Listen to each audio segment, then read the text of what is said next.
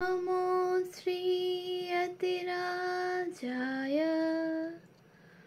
विवेकानन्दसूरये सच्चित्सुखस्वरूपाय स्वामिने तापहारिणे। উদ্বোধন ১২৫ স্মরণে মননে বিশ্লেষণী গ্রন্থ থেকে পাঠ।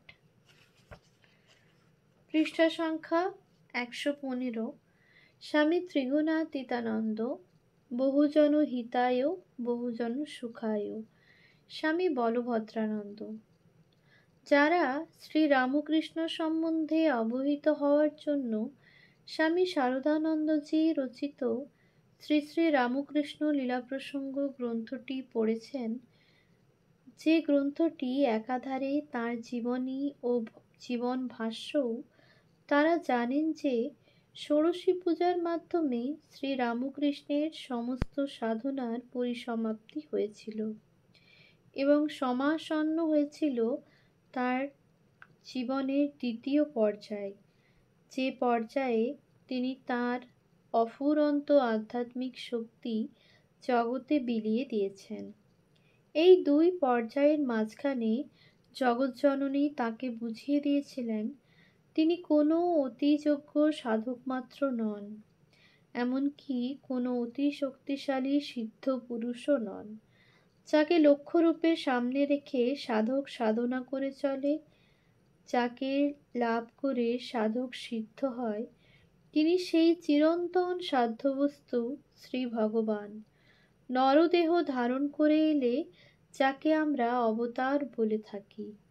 সাধনার সময়ে নয়, সব সাধনা যখন শেষ হলো তখনই মাত্র তিনি বুঝেছিলেন যে রাম, কৃষ্ণ, চৈতন্যদেবের প্রমুখের মতো তিনিও অবতার।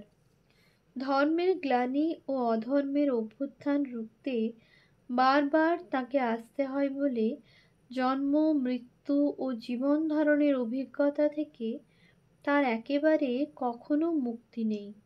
জগৎজননী তাকে আরও বুঝিয়ে দিয়েছিলেন যে এইবার এই নাম রূপে অবতীর্ণ হয়ে তাকে কি কি করতে হবে। তার মধ্যে অন্যতম হল লীলাপ্রসঙ্গকারের ভাষায় শ্রী শ্রী জগদম্বার হস্তের যন্ত্রস্বরূপ হইয়া নিজ জীবনে প্রকাশিত উদার মতের বিশেষভাবে অধিকারী নবসম্প্রদায় তাহাকে প্রবর্তিত করিতে হইবে। উৎস: শারদানন্দ স্বামী সাধক ভাব শ্রী শ্রী রামকৃষ্ণ লীলাপ্রসঙ্গ, উদ্বোধন কার্যালয়, কলকাতা, 2013, পৃষ্ঠা 216। একথাও মা তাকে জানিয়ে দিলেন যে ভবিষ্যতের এই নবীন সম্প্রদায় কয়েকজন শুদ্ধপ্রাণ যুবকদের নিয়েই গড়ে উঠবে, যাদের অধিকাংশই ত্যাগী। শুধু তাই নয়, ভাবী সংঘের স্তম্ভস্বরূপ সেই মানুষগুলির মুখচ্ছবি এবং তাঁদের সম্বন্ধে আরও বিবিধ প্রয়োজনীয় সংবাদও জগৎজননী আগে থেকেই তাকে জানিয়ে দিয়েছিলেন। ভবিষ্যৎ সংঘের সেই রত্নসদৃশ মানুষগুলিরই একজন হলেন স্বামী ত্রিগুণাতীতানন্দজি, সংক্ষেপে স্বামী ত্রিগুণাতীত। পূর্বাশ্রম সূত্রে প্রাপ্ত নামটিও যার জীবনে সার্থক, সারদা প্রসন্ন।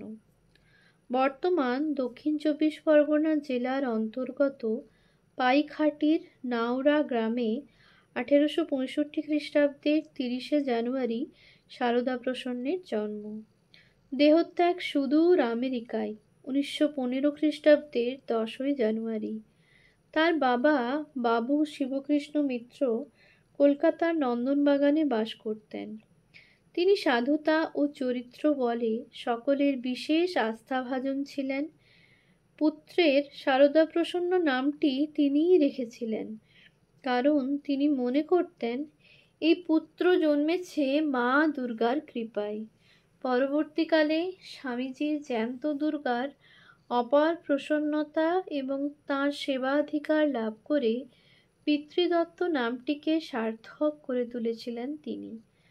পিতা তাকে অল্প বয়সেই কলকাতায় এনে একটি প্রাথমিক বিদ্যালয়ে ভর্তি করে দিয়েছিলেন। মেধাবী ছাত্রটির প্রখর স্মৃতিশক্তি ছিল। ক্লাসে প্রথম হতেন, সেই সঙ্গে অল্প বয়সেই দেবদেবীর বহু স্তোত্র ও প্রণাম মন্ত্র মুখস্থ করে নিয়েছিলেন ও সুললিত কণ্ঠে গীতা, চণ্ডী ও উপনিষদ আদি শাস্ত্র পাঠ করতেন। প্রাথমিক বিদ্যালয়ের পাঠ শেষ করে 14 বছর বয়সে তিনি শ্যামপুকুরের মেট্রোপলিটন ইনস্টিটিউশনের 4র্থ শ্রেণীতে ভর্তি হলেন, এখনকার হিসাবে ক্লাস 7। এই বিদ্যালয়ে ভর্তি হওয়ার সূত্রেই তিনি শ্রী রামকৃষ্ণের কাছে গিয়ে উপস্থিত হতে পেরেছিলেন। 4 বছর এই স্কুলে পড়ার পর তিনি যখন এন্ট্রান্স পরীক্ষা দেবেন, তখন শিক্ষকগণ, পরিবারের লোক, বন্ধু বান্ধব এবং তিনি প্রত্যেকেই নিশ্চিত ছিলেন যে খুব ভালো ফল করবেন। কিন্তু পরীক্ষার দ্বিতীয় দিনে তার অত্যন্ত সাধের সোনার ঘড়িটি চুরি হয়ে যাওয়ায় সরল কিশোরের মনটি এতই বিচলিত হয়ে গেল যে বাকি পরীক্ষাগুলি ভালো করে দিতে পারলেন না। পাশ করলেন দ্বিতীয় বিভাগে, যা তার পক্ষে কল্পনাতীত। মন ভেঙে গেল, কিন্তু সৌভাগ্যক্রমে বিদ্যালয়ের প্রধান শিক্ষক ছিলেন সেই ছেলেধরা মাস্টারমশাই, কথামৃতকার শ্রীম। তিনি তার এই প্রিয় ছাত্রটির মনোবেদনা দূর করার জন্য, যাকে তিনি সর্বদুঃখহর অন্তর্যামী রূপে চিনেছেন, তার কাছে নিয়ে গেলেন। কথামৃত এর বিবরণ অনুযায়ী সেই তারিখটি 27 ডিসেম্বর 1884। সেদিন শ্রী রামকৃষ্ণের সঙ্গে সারদা প্রসন্নের কোনো কথা হয়েছিল বলে কথামৃতে কোনো বিবরণ নেই, কিন্তু মাস্টারমশাইয়ের কাছে শ্রী রামকৃষ্ণ সেদিন বঙ্কিমচন্দ্রের দেবী চৌধুরানীর পাঠ শুনছিলেন এবং সেই প্রসঙ্গে শ্রী রামকৃষ্ণ মাঝে মাঝেই অতীব মূল্যবান মন্তব্য করছিলেন। আমরা অনুমান করতে পারি শ্রী রামকৃষ্ণের সেই কথাগুলি প্রথম দর্শনের দিনই সারদা প্রসন্নের কানের ভেতর দিয়ে মরমে বসেছিল। কথাগুলির কয়েকটি স্তব করেই হোক, দ্বারবন্ধের ধাক্কা খেয়েই হোক, কোনো মতে বাড়ির ভিতর ঢুকে যদু মল্লিকের সঙ্গে আলাপ করতে হয়, অর্থাৎ জো সো করে ভগবান লাভ করতে হয়। যে ভগবান চায় সে একেবারে ঝাঁপ দেয়, তার দোকানদারি থাকে না। ঈশ্বর শুদ্ধ মনের গোচর, প্রত্যক্ষ। প্রতিমায় ঈশ্বরের পূজা হয়, আর জীবন্ত মানুষে কি হয় না? তিনিই মানুষ হয়ে লীলা করছেন। ভক্তির জোর থাকলে মানুষেতেই ঈশ্বর দর্শন হয়। অমনি কি তাকে জানা যায়? সাধন করতে হয়, আর একটা কোনো ভাব আশ্রয় করতে হয়। উৎস: শ্রী শ্রী রামকৃষ্ণ কথামৃত, অখণ্ড উদ্বোধন কার্যালয়, কলকাতা, 2011, পৃষ্ঠা 721, 724, 727, 770। এরপরে ক্রমশ সারদা প্রসন্নের দক্ষিণেশ্বরে যাওয়া আসা বাড়তে থাকে। শ্রী রামকৃষ্ণের সান্নিধ্য গুণে তার ধর্মভাব যে অল্প সময়ের মধ্যেই গভীর হয়ে উঠেছিল, তার প্রমাণ পায় কথামৃত এর 14 জুলাই 1885 তারিখে শ্রী রামকৃষ্ণের উক্তিতে। ঠাকুর শ্রী ম-কে বলছেন, সারদার বেশ অবস্থা হয়েছে। আগে সংকোচ ভাব ছিল, যেন ছিপের ফাতা টেনে নিত, এখন মুখে আনন্দ এসেছে। উৎস: শ্রী শ্রী রামকৃষ্ণ কথামৃত, অখণ্ড, পৃষ্ঠা 863। কিন্তু বাড়ির লোকজন, বিশেষত বাবা, চিরকালই ছেলের সাধুসঙ্গ করার এবং সাধু হওয়ার বাসনার তীব্র বিরোধী থেকে গিয়েছেন। এতটাই যে শ্রী রামকৃষ্ণ সারদা প্রসন্নকে সতর্ক করে দিয়ে একবার বলেছিলেন, তোর বাড়ির ওরা সব করতে পারে, ওদের বিশ্বাস করিস না। পৃষ্ঠা উৎস অখণ্ড শ্রী শ্রী রামকৃষ্ণ কথামৃত, পৃষ্ঠা 1144। তবুও শ্রী রামকৃষ্ণের অমুক টানে সারদা প্রসন্ন ঠাকুরের কাছে ঘন ঘন আসতে চেষ্টা করতেন। সম্ভবত তার বাবা তাকে এই কারণে মারধরও করতেন, কারণ লীলা প্রসঙ্গে শারদানন্দজি উল্লেখ করেছেন যে তার পিতা তাকে নির্যাতন করতেন। উৎস শারদানন্দ স্বামী, ঠাকুরের দিব্য ভাব ও নরেন্দ্রনাথ, শ্রী শ্রী রামকৃষ্ণ লীলা প্রসঙ্গ, 2014, পৃষ্ঠা 196, পাদটিকা। এই বিরুদ্ধ পরিস্থিতিতে স্বভাবতই সারদার পক্ষে দক্ষিণেশ্বরে যাতায়াতের খরচ বাড়ি থেকে সংগ্রহ করা সম্ভব হতো না। সেই জন্য শ্রী রামকৃষ্ণ সারদা প্রসন্নকে বলে দিয়েছিলেন, ফেরবার সময় সে যেন রোজ নহবতে যায়, সেখানে সে দেখবে যে তার ফিরে যাওয়ার পয়সা রাখা আছে। ঠাকুরের নির্দেশে শ্রী শ্রী মা সারদা প্রসন্ন যেদিন যেদিন দক্ষিণেশ্বরে আসতেন, নহবতের দ্বারদেশে প্রয়োজনীয় পয়সা রেখে দিতেন। সারদা প্রসন্ন বাড়ি ফেরার আগে সেটি সংগ্রহ করে নিতেন।